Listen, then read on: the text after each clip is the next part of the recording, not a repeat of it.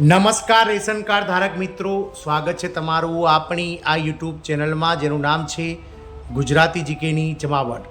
તો આજ રોજ ગુજરાત સરકાર દ્વારા જે છે તે ગુજરાત રાજ્યના 74 લાખ કરતાં વધારે રેશન કાર્ડ ધારક મિત્રો માટે એક મહત્ત્વનો પરિપત્ર જાહેર કર્યો છે। હવેથી જે રેશન કાર્ડ છે તે આ કામ માટે જે છે તે અમાન્ય ગણવામાં આવશે તે બાબતને લઈ અને ગુજરાત સરકારે એક મોટો નિર્ણય લીધો છે। જાણીએ આજના વિડીયોમાં વિગતવાર કે રેશન કાર્ડને હવે દસ્તાવેજી પુરાવા તરીકે નહીં સ્વીકારાય તેવો મહત્વનો પરિપત્ર જે સરકારે જાહેર કર્યો છે તેની સંપૂર્ણ વિગત શું છે તેને લઈ અને આજના વિડીયોમાં આપણે વિગતવાર ચર્ચા કરીશું। તો રેશન કાર્ડ ધારક મિત્રો, અમારી ચેનલમાં તમે અંત સુધી બન્યા રહેશો વિડીયોમાં। જો તમે ચેનલમાં નવા હોય તો ચેનલને સબસ્ક્રાઈબ કરી લેશો, જેથી કરીને આવા રેશન કાર્ડ ધારકના જે સમાચાર છે તે તમને સરળતાથી ચેનલ પરથી ઉપલબ્ધ થઈ જાય। તો ગુજરાત સરકાર દ્વારા જે છે તે અતિ મહત્વનો પરિપત્ર કરાયો છે। ગુજરાત રાજ્ય સરકાર દ્વારા સચિવાલય દ્વારા અન્ન નાગરિક પુરવઠા અને ગ્રાહકોની બાબતોનો વિભાગ જે છે તેના દ્વારા એક મહત્વનો પરિપત્ર કરાયો છે।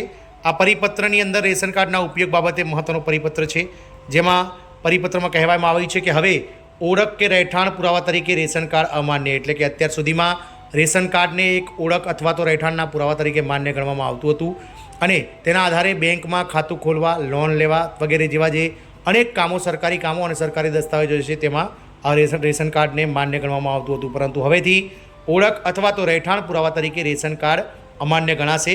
ગુજરાત સરકારના અન્ન નાગરિક પુરવઠા વિભાગનો આ મોટો નિર્ણય છે। રેશન કાર્ડને હવે દસ્તાવેજી પુરાવા તરીકે નહીં સ્વીકારાય।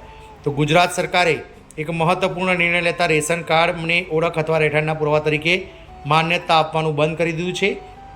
હવે રેશન કાર્ડનો ઉપયોગ માત્ર ને માત્ર જાહેર વિતરણ પ્રણાલી એટલે કે PDS મારફતે મફત રાશન મેળવવા અને ગેસ કનેક્શન માટે જ મર્યાદિત રહેશે। રેશન કાર્ડ માત્ર અનાજ, ઈંધણ જેવી જરૂરિયાત વસ્તુઓ માટે જરૂરી। રાજ્ય સરકારે આ અંગે સત્તાવાર રીતે સ્પષ્ટતા કરતાં જણાવ્યું છે કે રેશન કાર્ડ હવે સરકારી કામકાજ, બેન્કિંગ, લાયસન્સ, પાસપોર્ટ, મતદાર નોંધણી જેવા અન્ય દસ્તાવેજી પુરાવા તરીકે સ્વીકારવામાં નહીં આવે। આ નિર્ણયનો મુખ્ય હેતુ દસ્તાવેજી પ્રક્રિયામાં સ્પષ્ટતા લાવવાનો છે અને વિવિધ દસ્તાવેજોના દુરુપયોગને અટકાવવાનો છે। રાજ્ય સરકાર મુજબ રેશન કાર્ડનો મૂળ હેતુ માત્ર લાભાર્થીઓને સબસિડી આધારિત અનાજ અને ઈંધણ જેવી જરૂરી વસ્તુઓ પૂરો પાડવાનો છે। કોઈપણ અરજી અથવા પ્રક્રિયામાં રેશન કાર્ડને પુરાવા તરીકે નહીં સ્વીકારાય। આ નવો નિયમ લાગુ થયા બાદ લોકો માટે હવે ઓળખ અને સરનામા પુરાવા માટે આધાર કાર્ડ, પાસપોર્ટ, વીજળીનું બિલ, ડ્રાઇવિંગ લાયસન્સ અથવા અન્ય માન્ય દસ્તાવેજો રજૂ કરવાના રહેશે। સરકાર દ્વારા આ નિર્ણય બાદ વિવિધ વિભાગોને પણ સૂચના આપવામાં આવી છે કે તેઓ કોઈપણ અરજી અથવા પ્રક્રિયામાં રેશન કાર્ડને આધાર અથવા તો ઓળખના પુરાવા તરીકે સ્વીકારશે નહીં।